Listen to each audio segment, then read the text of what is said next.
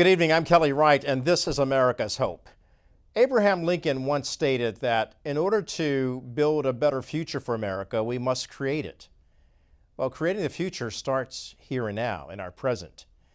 We look over our past and we see that it is besieged by some painful memories of the birth defects that we've had as a nation. But we continue to grow and forge a more perfect union by standing together in our united resolve to be a United States of America and not a divided state of America. So tonight we're going to focus on how we do that, how we build that, how we bring all people from all walks of life together to be a government by the people and for the people, and an understanding that we begin with the greatness of our nation right at home, building stronger families to build a stronger community, a stronger state, a stronger nation, and thereby standing as a shining example, as a beacon of hope and a beacon of light, a city on a hill. Now, there are many people in America who would argue with that, saying that we're not the United States of America. And while that may hold some truth right now in the present vernacular of what you see in the news media and what you hear from politicians on Capitol Hill, and for that matter, every state legislature, yeah, everybody has a right to argue and disagree. But what I like to say about America is that we have the ability to agree to disagree, but still live in harmony. And that harmony should focus on life, liberty, and the pursuit of happiness and pursuit of the American dream. In the business world, many people are trying to do great things to help improve their bottom line. But the next gentleman we're going to introduce you to is doing more than just reaching his own bottom line. He's trying to do something for America and thereby for the world. His name is Michael Seifert. He is the founder, CEO, and president at Public Square and has made waves in the political and cultural landscape. He's energetic, captivating. He's an executive leader who pours his heart and soul into his family. That's first and foremost. Make note of that. Work and community.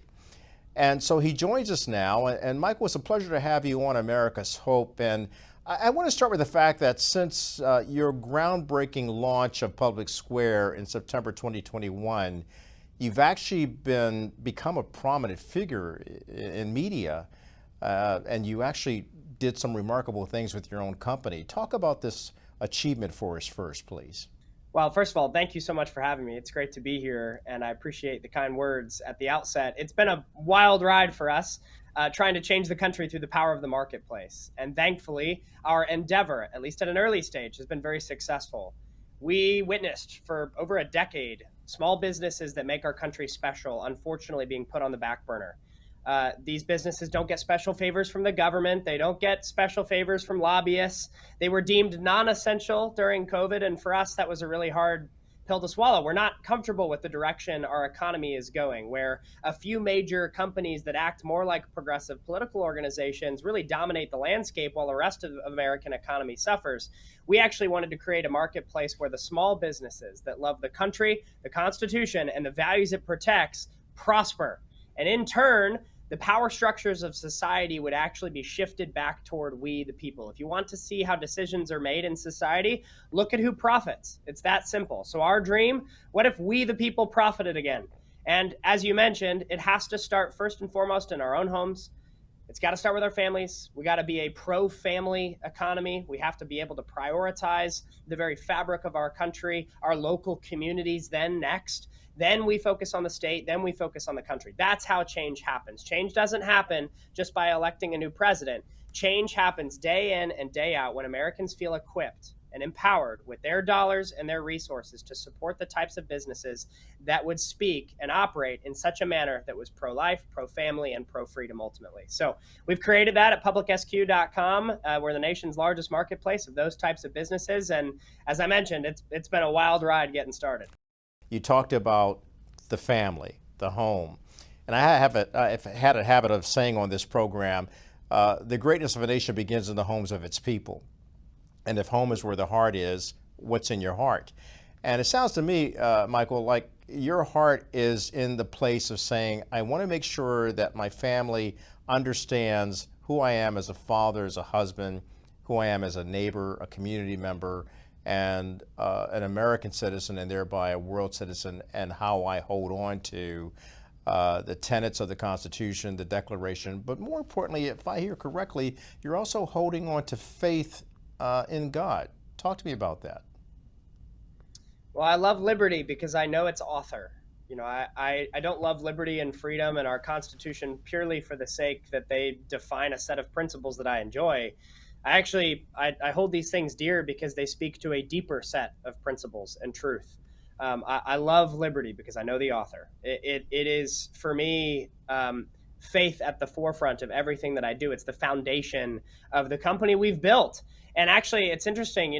We did this when we had 5 employees. We're doing it today when we have 75 plus. Every all hands meeting, we close in prayer because we have to give glory to the one who is worthy of all of it. That's my belief. I believe that ultimately, without Christ at the center and the forefront of our endeavors, as a nation, we're destined to fail. And so we as a company then believe that that type of response should mean certain things practically for our company. If we're going to pray at the end of an all hands meeting, let's hope that we operate in such a way day in and day out through our tasks and how we treat each other in a way that speaks to our faith conviction, so that we're not just doing it as a spiritual discipline, but it's actually something that our company is known for. So I'm really proud to be a company that is very pro-family. We have incredible families that have built this company. Ultimately, we believe our company is only as strong as the families that have built it, and strong families will build a strong nation. So we've even tried to incentivize that. We actually, just this summer, offered a baby bonus for any of our employees that have a baby or adopt. So if you get pregnant or you adopt as a staff member of ours, or your spouse does that, $5,000 after taxes, no questions asked. You can use it however you'd like. We want to incentivize our values being brought to the forefront of the economy. And if we can't do it right in our own company, how can we expect anybody else to get it right? And so it's really been an amazing pro-family message, and I'm grateful for the way that the American public has received it. I think we're all hungering for this. We want wholesome values back into the forefront. We want to feel like our expression of faith is important. We want to feel like we are one nation under God. There are folks in this country that try to say that those things are antiquated, but we fundamentally disagree. We actually think that our country will only get back on the right track if we embrace that type of messaging and the true heart posture associated with it once again. So, Michael, that's well said. Let me ask you, what does your business do, particularly given the fact that it's pro-family? What does you do in the marketplace in the tech world? So we started a digital platform that hosts businesses and consumers. So it's a marketplace where consumers can go. They can sign up at publicsq.com, and it's free to sign up. We'll never ask a consumer for any money. We'll never ask a business for any money. It's free to sign up completely.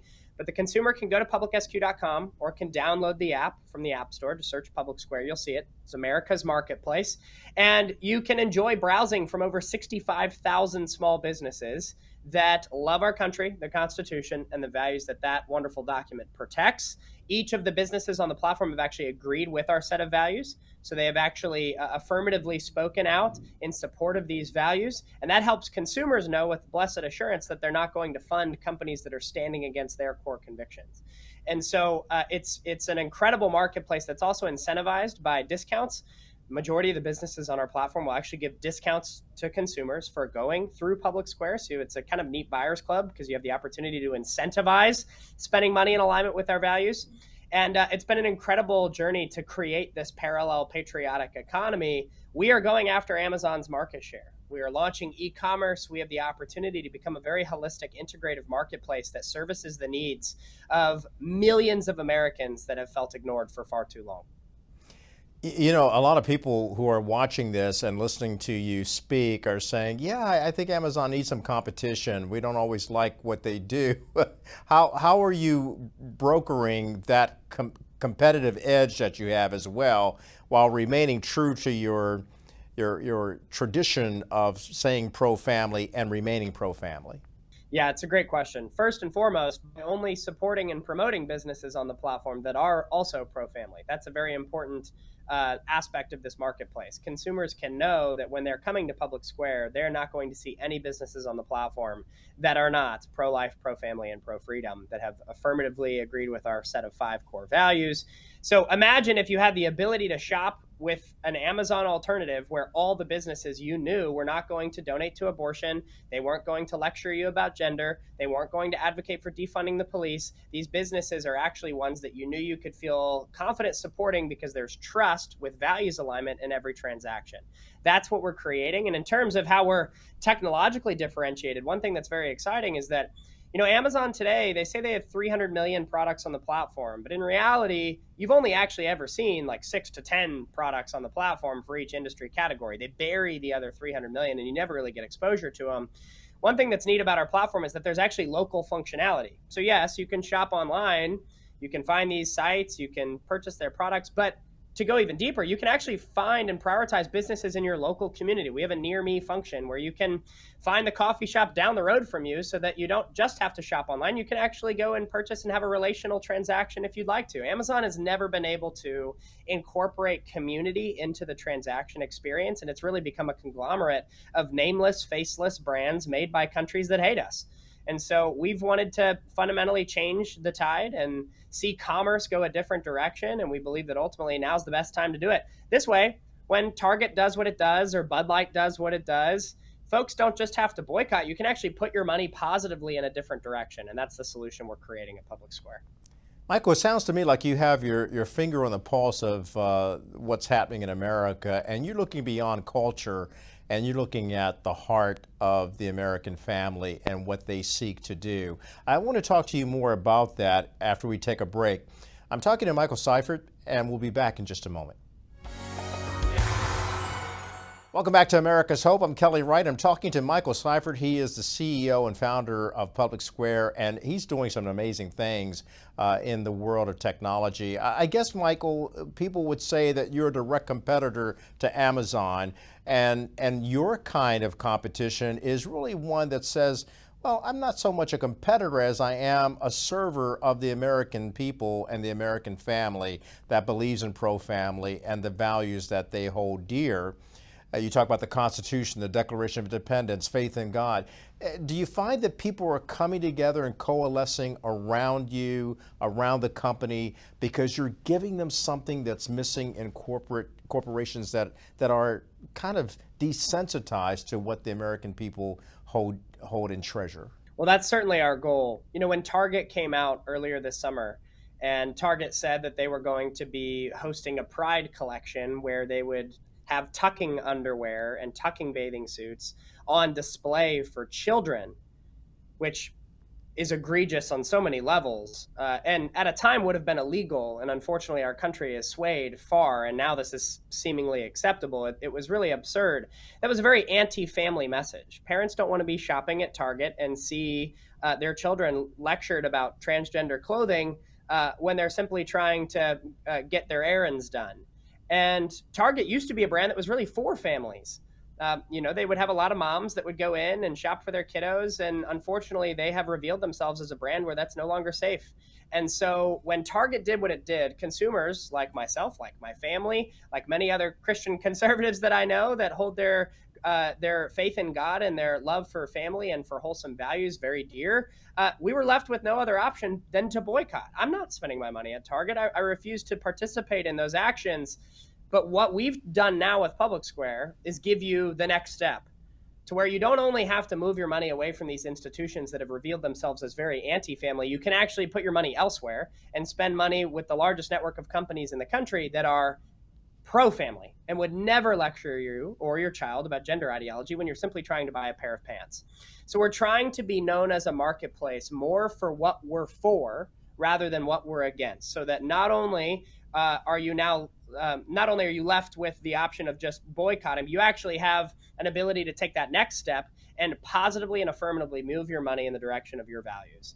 And I'm happy to say that in 14 months since launching nationwide, we've seen tremendous success. The American people are responding so positively. We actually achieved 1 million member accounts created on the platform faster than Twitter, Airbnb, Spotify. I mean, the growth has really been tremendous. And that, again, speaks to the hunger amongst the American family unit for a platform like this.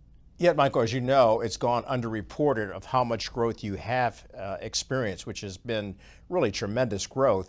Why do you think the media has overlooked what you've been able to accomplish? I think it fundamentally puts a hole in their agenda. I think that their message out of the mainstream corporate media establishment right now is that, hey, the American people love wokeism. They love progressivism. They want to be lectured about gender ideology. Everybody is down with the pride celebrations. That's the message they're trying to preach. So then when you have a company like ours that has reached growth levels and milestones faster than many of the other tech incumbents that are now staples of the family, right? Like Twitter's a household name, and yet we reached 1 million members faster than they did. The reason the media won't report on that is because them even acknowledging that that has happened fundamentally disproves their thesis and their argument. When they learn that the American people, the silent majority, is actually not so silent anymore, that we're done being lectured by companies that stand against the family unit, and we're actually ready for hopeful and positive solutions and alternatives. When the people hear that, it totally discredits the media, and it actually credits our movement that we're creating here. And so, I applaud media establishments like yours that are willing to tell the story. And it's kind of funny, the rare occasions when a more progressive media entity has been willing to talk about it, they can't help but actually share honestly what's going on and the goodness that's taking place here. I'll finish with an example. The Washington Post actually wrote a piece about us in July, and they meant for it to be kind of a hit piece. They were trying to go after us. They were trying to say that we're not a real thing. So they call one of our businesses, and the business said, yeah, we saw 1,000% increase in web traffic since signing up for Public Square. It's been the best decision we ever made for our business. Then they called another business. They said the same thing. Then they called another business. They said the same thing. They couldn't get away from these positive testimonies, so they had to report on them. And it was actually a great piece for us, something that the enemy meant for evil, God used for good. And that's really been the story of this journey for us. So, the media's wanted to overlook this, but I'll tell you, with the strength of the American people and how big this movement has grown, they can't overlook it much longer. So, Michael, it seems like you're quietly yet boldly doing what you feel assigned to do, I guess, and that's your call to actually serve American families with traditional values. And let me ask you something, Michael. How old are you? I'm 28 years old. You're what? I'm 28. Yes, sir. And you've built this incredible company, and many people are taking notice of what you're doing, not just here in America, but around the world.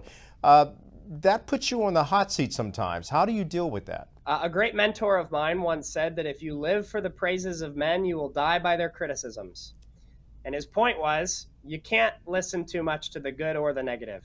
People are going to say some nice things. They're going to say some mean things. But at the end of the day, know who you're serving. Are you serving vain compliments? Are you serving antagonistic remarks? Are those things your guiding light? Or do you have an audience of one? And for me, that's it. I want to be able to live my days in such a way to where at the end of my life, I get to look back and know that I honestly tried. I did my best to create a country that my daughter can be proud of. We have a 10-month-old little girl, and the reason we've created Public Square is for her and her future. If we don't fix this stuff, I'm concerned about the future she's going to grow up in. And so I want to make sure that for her and for my family, for our house, we serve the Lord first and foremost, and then us serving the Lord has a reverberating effect through culture. So, for us, I've got an audience of one.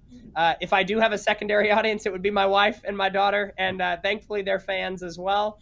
So at the end of the day, I'm grateful for the supporters. We're very grateful for them.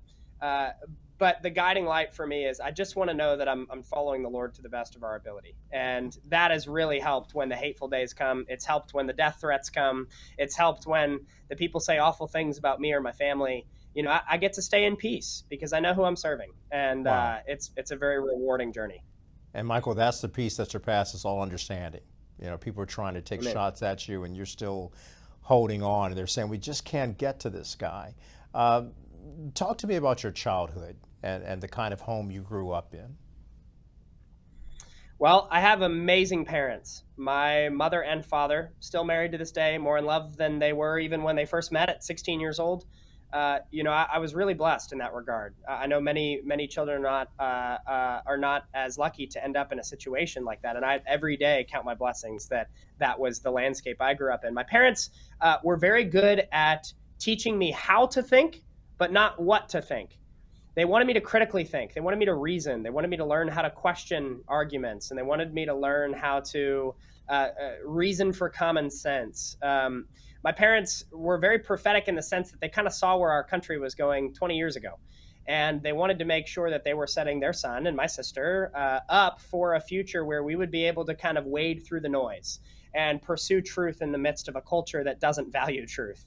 I was really infatuated with folks like John Locke or Thomas Paine, people that would talk often about the concept of a public square and what it looked like for a community to thrive because they have a set of values alignment and shared goals. We can't get work done together. We can't progress forward as a society if we don't share the same goals. That's really the problem we have in our country, that, the factions of our nation, we just don't even share the same goals anymore. We don't even want the same country anymore. And so that's a real nut to crack. That's a tough mountain to climb. But what I learned is that if you can start locally and you start with your community and you start in your own backyard, as Mother Teresa said, you want to change the world, go home and love your family. If you can start there, and we can at least get aligned on the same goals there and then reverberate out from there, we really stand a chance at changing things for the better. Michael, I appreciate you. I appreciate your insights and the wisdom that you've just displayed here on this program. And kudos to your parents for training up a child the way that he should go, and from that way he will not depart. He might stumble along the way, but he comes right back to what you've instructed him to do. I appreciate you so much for joining the program. Don't be a stranger. You're welcome at any time to come back. And I celebrate the hope that you have for America. And final question, what is that hope that you have for America? Well, I dream very often of a day where people like my daughter are able to feel like there's no more political pressure. There's no weaponization of political systems against her liberties that were God-given. We want the rights that were endowed by our Creator to feel unalienable again, because today they feel vulnerable. And we ultimately believe that if we can shift those power structures of society toward we the people, if folks can recognize that you don't have to just wait every 2 and 4 years to vote, you can actually vote every day with your wallet, with your time, with your energy. If we can recognize that, the hope that I have for the country is that we become everything that the American experiment could be. That we do become a beacon of hope for the rest of the world, that we are a city on the hill, that we're known for, as a country, what we're for, that we set an example, not because we're involved in the affairs of all these other countries and forcing our hand on them, but actually we're destined for our own journey that we're pursuing with God as the guiding light. And in turn, that sets an example for the other countries of the world to learn from. That's what I want for the future. I want us as a people to make sure that we're electing leaders that will prioritize the interests of the American people over foreign entanglements or progressive politics. I want us to go back to valuing people based on the content of their character. I'm hopeful for all of these things. And in terms of how we're fighting the fight and trying to shift society toward that goal, it looks like commerce. And so I'm excited for more of the small businesses that deserve to prosper in this country to continue prospering. They're family owned, they're operated, they have a story to tell, and we're proud to support them. So I'm excited about the future. Michael, I appreciate you, man. Thank you so much. Thank you very much, as a matter of fact, for bringing some hope to the public square. Well, thank you. Thanks for having me. It's great to see you. All right. Good to see you. We're back with more in just a moment. Welcome back to America's Hope. I'm Kelly Wright. We're into the season of the presidential 2024 political campaign. In fact, it seems like Americans are always looking at a campaign. Every 2 years, we're electing members of Congress. Every 4 years, we're electing someone to represent the United States as the commander-in-chief. So government is very important to Americans. It should be government by the people and for the people, however, and that is something we want to talk about tonight. Government by the people and for the people. And what do the people really long to have? Good representation. As I like to say, CPR, Congress performing responsibly. Or you could take the other course and say that cardiopulmonary resuscitation, and seems like Congress needs a heart. Walker Wildman, he is the Chief Executive Officer and member of the board. Walker is also serving as Vice President of American Family Association. Good of you to join us this hour. Very important topic that we're discussing, and that is, what does your organization, AFA, do to hold government to the light and shining that light brightly? Yeah, so our organization, American Family Association, otherwise known as AFA, we've been around since 1977. My grandfather, Don Wildman, started it. So that kind of launched American Family Association. We've been around once again since 77. And back in 2006, we launched AFA Action, which is our governmental affairs affiliate.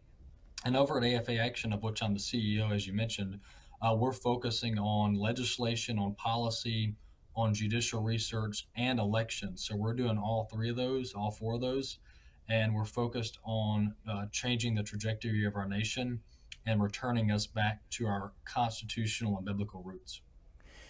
And that, of course, is something that is fundamental to how we live and govern in America. Getting back to our traditional roots, Judeo Christian values, we hold these truths to be self evident that all men are created equal. We are endowed with certain inalienable rights. And among those rights is the life, liberty, and pursuit of happiness. How have we strayed from that?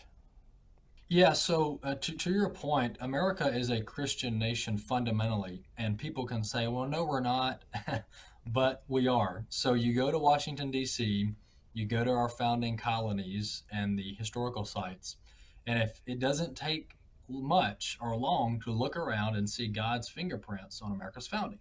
Our founding fathers, throughout all of their writings, throughout all of the documents that we have preserved, God is woven throughout, right? So these were Protestant Christians mostly that founded America. And they wanted to found America not just to have something new or have something different, but specifically to preserve the rights that God has given us.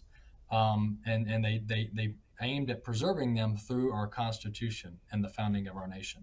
So, with that being said, we're trying to really re educate America and American citizens and voters on America's history, because if we lose touch with this, which we have been doing in recent decades, if we continue to lose touch with America's founding, why we exist as a country, why our Constitution and Bill of Rights is so critical, if we continue to lose touch with that, America is going to continue to drift into something that none of us recognize, and definitely something that our founding fathers did not intend. And that is certainly a concern for many Americans from all walks of life and all backgrounds. You were talking about the founding of our nation and how it's rooted in these Judeo-Christian values that we hold dear. And a lot of the guardrails of the constitutional republic that we have been disrupted in so many ways by what we practice, not only from the legislative standpoint, but even from the administration to all of our other elements of government, judicial, as well as legislative, executive, and then the people themselves. How have we lost this vision? What's stepping in to rob Americans of the vision of being a great nation, a beacon of hope, and a light on a shining hill? Yeah, so I would really credit this to two things, and credit in a negative light. We've not properly taught America's history, including the founding of our nation, why on earth people, rowed a boat thousands of miles, put their life at risk to found this nation. Why did they do that, right? And that's because they wanted freedom, freedom from government tyranny. So America's history is important to teach. We've been doing less of that. We've been watering it down. We've been purging the Christian aspect of our history from our public education system. That's the first part. But the more important part, the second part, is morality, is biblical morality. So when a society loses touch with God, says they don't believe in God, we don't need God, it leaves it up for the pagans and the unbelievers to pick and choose which direction we're going to go. And as we see today, you ask 10 people the same question about, well, where do you get your source of truth and morality and ethics from? You're going to get 10 different answers, and probably 9 of 10 of them are not going to be rooted in anything factual and set in stone. So they're literally pulling stuff out of their pocket, and every day it changes. So how does a culture survive when everybody has a different version of truth? Everybody has a different version of which direction they think people should go. That's a problem. So that's what we're experiencing now.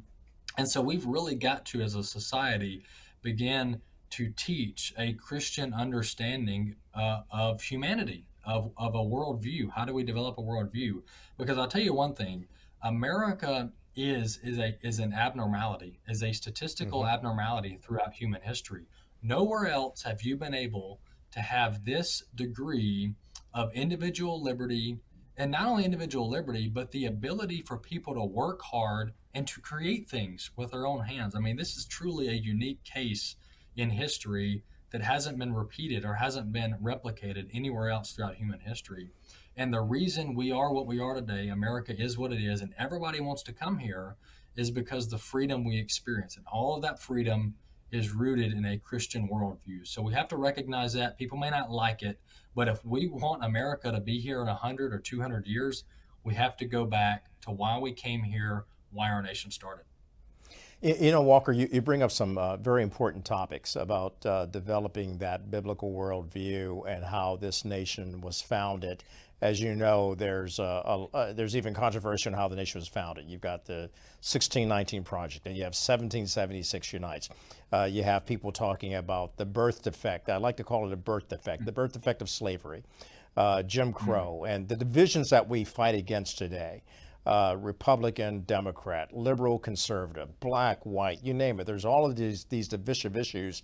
And yet, in the midst of all that, people have failed to understand that we are still a young nation and that we are very vibrant and we've come through so much, through many toils and snares. It seems like we have been able to be covered by amazing grace, and we can't allow that to be spoiled by our divisions on politics and race. What say you?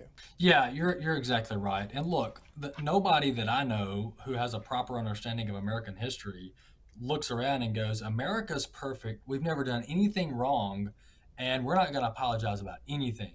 So I don't know anybody who has a knowledgeable understanding of American history that says that.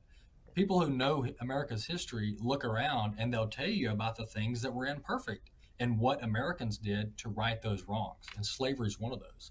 Look, our founding, and this stuff doesn't get taught, but our founding fathers, they bickered about slavery.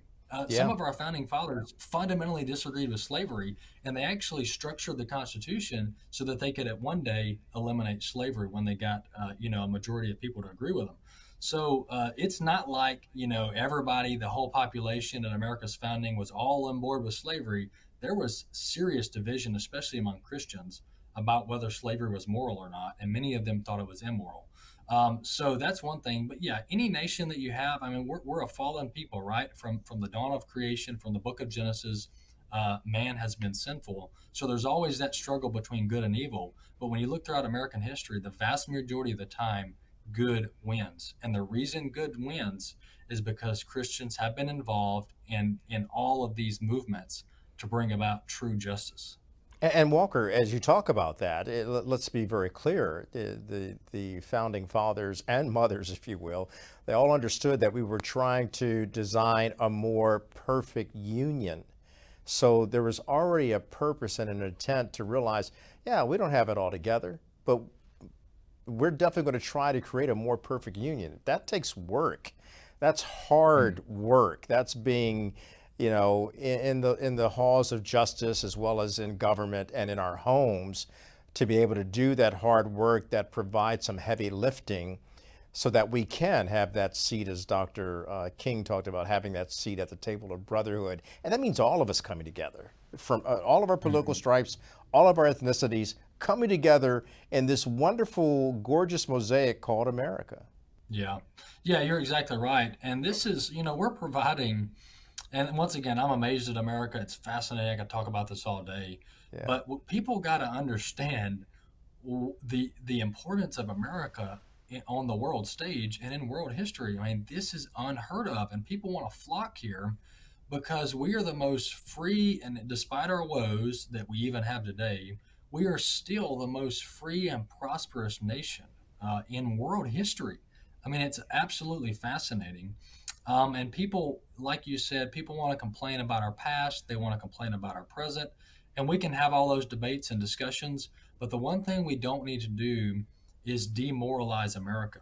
We cannot continue to trash our nation trash our history, and say we want to burn it all down and start over. Because I can tell you one thing: if we allow people who don't have a Christian worldview, who don't believe in God, who have no true set morality, to burn this nation and start it back over, it's not going to be a nation we recognize, and it's not going to be the beacon of hope that America has always been. Look, America sends out 85% of the world's Christian missionaries and humanitarian relief. 85% of the world's humanitarian relief comes from America because we are charitable. Why are we charitable? We're not charitable because of the atheists. We're not charitable because of the people who don't believe in God. We're charitable because we're fundamentally a Christian nation and we want to help other people. So there's all these different parts and characteristics of America that's truly special, and we've really got to fight to preserve it. Indeed, and the way you fight is quite different than the way we see a lot of people fighting on the streets of America right now and in the government halls of America. Look, I'm going to take a break. When we come back, let's talk more about the strategies that you're implementing to help all Americans understand just how vital a role this country plays in the world and what role the people of this nation play. We'll be back in just a moment.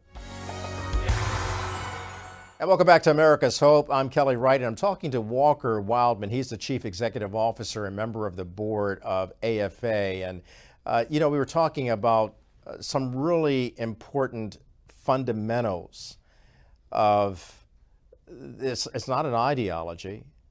It isn't a philosophy. It's actually a biblical worldview that the founding fathers and mothers adopted in order to form a more perfect union and build this nation. And as you stated in the beginning, that this is a nation that people are still seeking to come to, which is why we have so many people coming in through our borders to the north and to the south of us.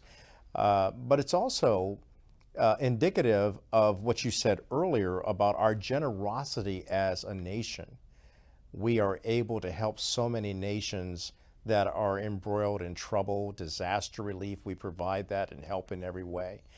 So, Walker, I got to ask you, how does your organization implement its strategy for upholding the vision and the mission of AFA Action?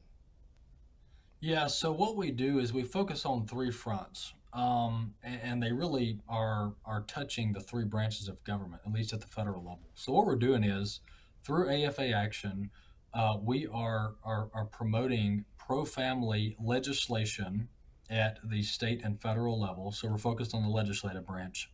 We're also focused on judicial research. So we've done over 10,000 hours of research on future Supreme Court picks. So we're already having conversations with America's leaders about who should be on the Supreme Court next. So we're doing that. We've got nearly 15 or 16 candidates for the Supreme Court that we've researched. And this isn't like one pagers or two pagers. We're doing 40 to 60 page summaries with law clerks, law students, and a director over that division. The last thing we're doing is our iVoter Guide. So we acquired the iVoter Guide just a couple years ago. And iVoter Guide is covering thousands of elections. Just in 2022, we did about 13,000 races, 13,000 elections that we've researched. And this isn't just research like what the name of the candidate is, which party they identify with, etc. We're doing extensive research on who gives them donations, who has endorsed them, what is their voting record if they have one. We're also placing an evaluation all the way from verified conservative to verified liberal.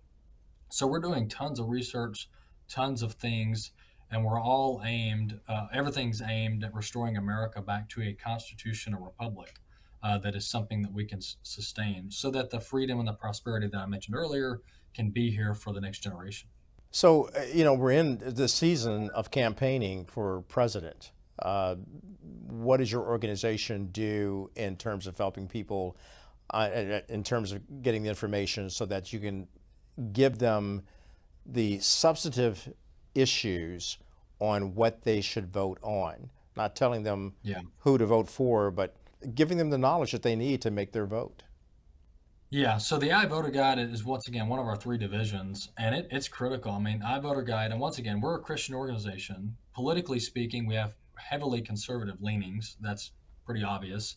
Yeah, Um, understandable. but we do research all candidates, though, and that's what makes us different. We're not just going out and cherry picking some Republicans or conservatives that we like, giving them a thumbs up icon on our website. We're researching all the candidates. So if you run on one of the races that we're covering, then we're going to evaluate you, and we're going to send you a questionnaire. We're going to do all the research on you. So we're doing the research across the board. So technically, our voter guide is beneficial for people who would call themselves liberal or Democrats as well. So we're doing that. But the other thing we're doing right now in preparation for 2025, and I know that sounds like a long time away, but we're researching future Supreme Court picks should we have a Republican administration again. So that's what we're doing. We saw President Trump nominate three justices to the Supreme Court during his tenure, which is monumental. Monumental. It had generational impact. Still is having positive impact today. But we want to make sure we get this right again because, speaking, realistically, the next two retirements could potentially be Thomas or Alito. Those are the two most conservative votes on the Supreme Court. So we want to make sure we get this right when the time comes. So we're already working with various presidential campaigns to advise them on future Supreme Court picks. Walker, what do you say to Americans? And I'm going to get right into the aspects of how you deal with people from different spectrums of thought. What do you say to conservatives about government, and what do you say to liberals about government? Yeah. So we have a pretty solid view of government because once again we're a Christian organization. So when you look at the Bible, government was designed by God. It was created by God as one of the three institutions, right? We have the family, we have the church, and we have government. But government was designed, and I'm going to put this very simple, right? Because we could talk about this for an hour or two. But government was designed to promote good, to promote virtue, and to punish the evil doer. And just in simple terms, you think about someone who steals something from someone else, right? That's a basic criminal act. All of society recognizes that as an injustice. So what is the government's job? To come in there and right the wrong, all right? Give the person back their property, restitution, punish the evildoer. Now, the ins and outs of what does that look like, that's a discussion longer for another day. But that's a basic premise and genesis for civil government. Government was never intended to be as expansive as it is today, providing welfare, providing all of these. We've got how many agencies? We've lost count of how many government agencies we have. They're doing all kind of stuff.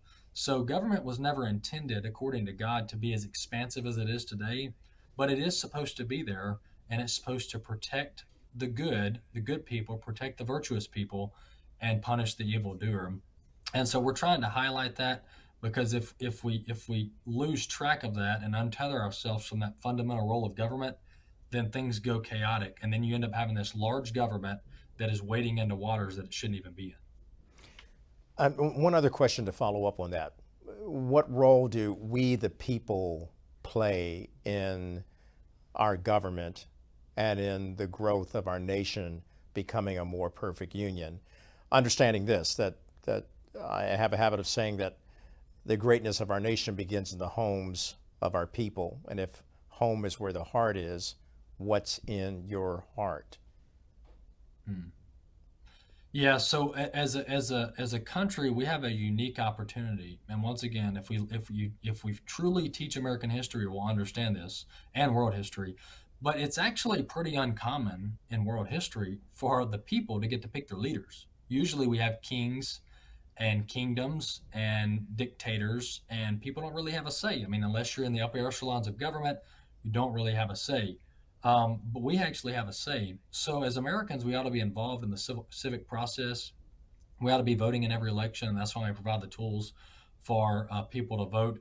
But even more fundamentally, to your point, the reason we are where we are as a nation and as a people, and we see the cultural deterioration of our society, is because we've lost the importance and the urgency of the family. The family, when you look throughout all societies throughout human history, the ones that crumble, the ones that fall, including the Roman Empire, they begin drifting towards this sexual deviancy or this ideology that says everything goes, you can do whatever you want. And then they begin denigrating and demoralizing people that want to have a family, one man, one woman marriage with the bearing of children. That gets denigrated. So that's what we're experiencing today. So we've got to have a rebirth, a regeneration of the family, where family is appreciated and valued, because all societies that flourish are built on strong families. Walker, thank you for stating that. My final question is, what's your hope for America? Well, my hope for America is, number one, our goal is to see spiritual renewal, spiritual awakening, where the people of this nation wake up one day and they go, you know what? The way we're doing it isn't working. Rejecting God is not going well for us as a people. So we must embrace God in order for this nation to exist in 200 years. So that's our ultimate goal, for there to be spiritual renewal, spiritual awakening in our nation. But secondly, we want strong families. So we got to revive this thing called the family. We got to make it cool again. We got to make it something everybody wants, everybody desires, is to have a strong family and leave generational wealth and impact for future generations, so that our children and grandchildren can enjoy the nation that we live in today. Yeah, Walker, I appreciate you saying that, because strong families build strong communities, and a strong family and strong community builds a strong and great nation. Walker Wildman, thank you for joining us this hour and sharing some insights and information to inspire people on why we should hold on to the fundamentals of this nation and build it on the foundation of hope. Thank you. My final word for tonight is that one nation under God, indivisible, with liberty and justice for all, and in God we trust. And with that, America, keep spreading love, freedom, and peace, and let hope prevail. Good night. Your America and my America. United we stand, divided